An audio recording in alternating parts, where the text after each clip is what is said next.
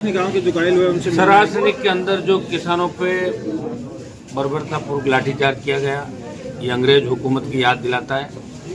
और हमारे 50 किसान घायल हुए। पुलिस डर के मारे कई लोग इलाज कराने अस्पताल नहीं आए और 12-15 के लगभग यहाँ एडमिट है।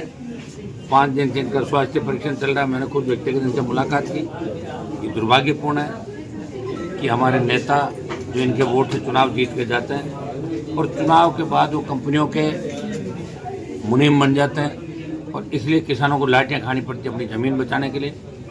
मैंने पहले भी जब ये आंदोलन कर रहे थे 138 दिन, मैं संघर्ष समिति को धन्यवाद दूंगा। JSW के खिलाफ इन्होंने अपनी ज़मीन बचाने का आंदोलन किया। 20 लाख कोई बड़ी रेट नहीं होती, जो इनकी डिमांड है 20 लाख रुपए प्रति बीघा। और पहले जो ज़मीनें 4 लाख, 3 लाख, 5 लाख पुरानी कांग्रेस सरकार के समय कुछ नेताओं ने मिला के स्वराज सिंह दिला दी। और कांग्रेस वालों से अगर कोई बच गया तो भारतीय जनता पार्टी वालों ने इस बार अपना धंधा वहाँ चालू कर दिया। दोनों पार्टियां मिलकर बारी बारी से राजस्थान के किसानों को लूट रही है। और ये लूटा हुआ पिटा हुआ किसान जिसकी हालत आप देख सकते हो, जो अपनी चोटें मुझे दिखा रहा है, ये दुर्भाग्य है। ये वेट कर रहे थे कि हनुमान जी आएंगे और हमें न्याय दिलाएंगे। मैं आश्वस्त करना चाहता हूँ कि इस फैक्ट्री के साथ साथ जितने भी अंबुजा के अंदर जो आंदोलन चल रहा है, दूसरी हमारी जो बाहर की कंपनी, हम ये नहीं चाहते कि रोजगार नहीं हो। नागौर जिले में रोजगार के अवसर बढ़े, नागौर जिले में उद्योगिक इकाइयाँ लगे, लेकिन हमारे किसानों जवानों को कुर्बानी देनी पड़े, इस तरह लाठियों का शिकार नहीं होना पड़े, इस तरह गोली का शिकार नहीं होना पड़े। पुलिस चंद रुपयों के लिए पुलिस ने जो एक खेल खेला, नंगा नाच किया, इसकी मैंने उसी दिन निंदा कर दी थी। और मैं पूरा प्रयास करूंगा कि इस मामले में जितने भी दोषी हैं उन सब के खिलाफ कड़ी कार्रवाई हो और किसानों को उनकी ज़मीन का हक और अधिकार मिले।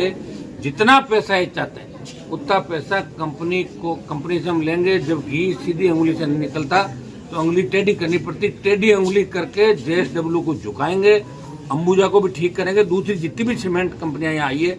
और वो नागौर को इस तरह कोई चारा का समझ रहे कि नागौर तो कुछ भी नहीं, कोई भी जाके कुछ भी कर सकता है। ये दुर्भाग्य है कि हमारे नेताओं ने यहाँ की पब्लिक को लड़ना नहीं सिखाया। मैं धन्यवाद दूंगा सरासनी के किसानों का, जवानों का, जिन्होंने, महिलाओं का विशेष रूप से, जिनके आगे एक बार तो पुलिस भाग गई थी। मैंने देखा एक वीडियो जिसमें पुलिस भागती हुई नजर आ रही है।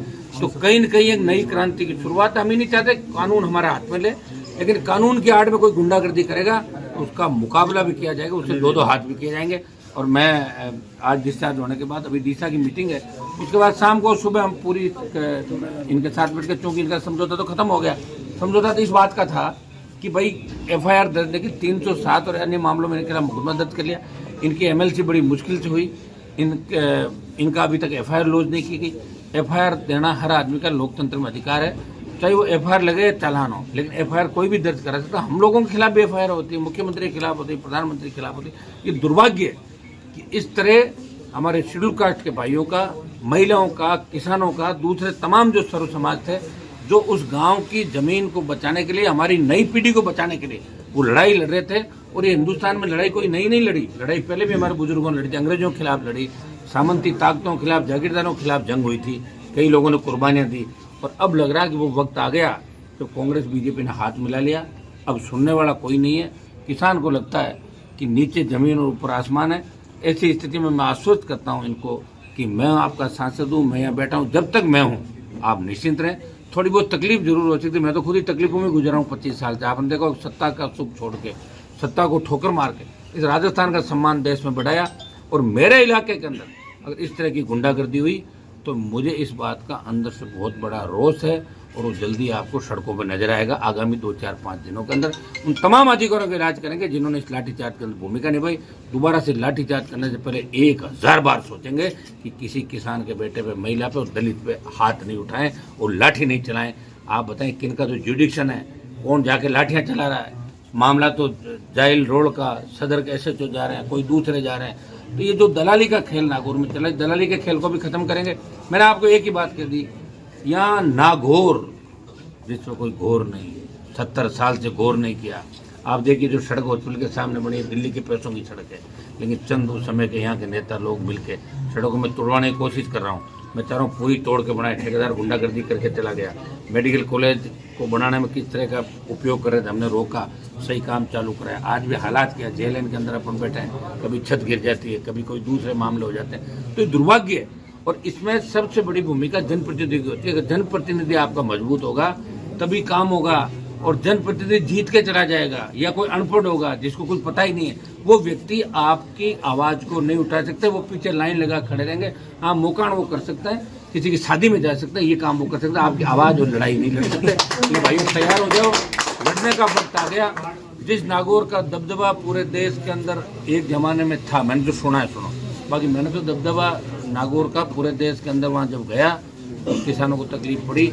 मोदी अमित शाह की सत्ता को ठोकर मार के इस हाईवे को पहली बार जाम किया, 52 से लेके आज तक ये जो शाहजहाँपुर का बॉर्डर था।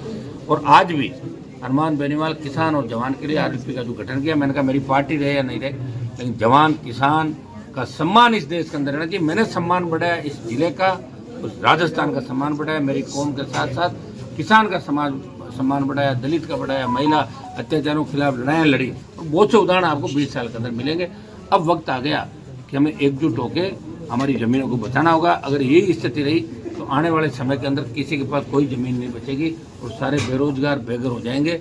और ऐसा नहीं हो कि देश दूसरी दिशा के अंदर चल पड़े, जिस तरह दूसरे देशों के अंदर हालात हो रहे हैं। आप देख रहे हैं कि वहाँ लॉ एंड ऑर्डर नहीं है। तो जब जनता को लगेगा कि कोई न्याय नहीं दे रहा है तो जनता खुद ही कानून हाथ में लेने को मजबूर हो जाएगी।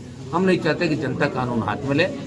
सरकार को सोचना होगा, प्रदेश की सरकार को, देश की सरकार को, और विपक्ष में बैठी उस कांग्रेस पार्टी को जो बार बार ये कह रही है, बयान दे रही है पेपर लीक। अरे किसने कराया पेपर लीक, सबको पता है। और इन्होंने कह दिया कुछ नहीं हुआ। मिला जुली का खेल जो राजस्थान के अंदर चला, ऐसा ही बढ़ते चलेंगे। तमाम जो मुद्दे हैं इनको हम समय समय पर हर प्लेटफार्म पर उठा रहे और आगे भी बड़ी लड़ाई लड़ेंगे। सरासनी के, हरीमा के, बधाना के पैसा कम भी मिला है उनको भी 20 लाख प्रति रुपये बीघा से जमीन का मुआवजा दिलाएंगे। ये मैं आपको आश्वस्त करता हूँ। रोजगार यहाँ के लोगों को मिलेगा और यहाँ के लोगों के सामने कंपनी वालों से मैं नाक भी रगड़वाऊंगा पटक के, ये भी मैं आपको आश्वस्त करता हूं। अमर उजाला जीवांजलि के सारथी की मदद लें और महाकुंभ में स्नान जरूर करें।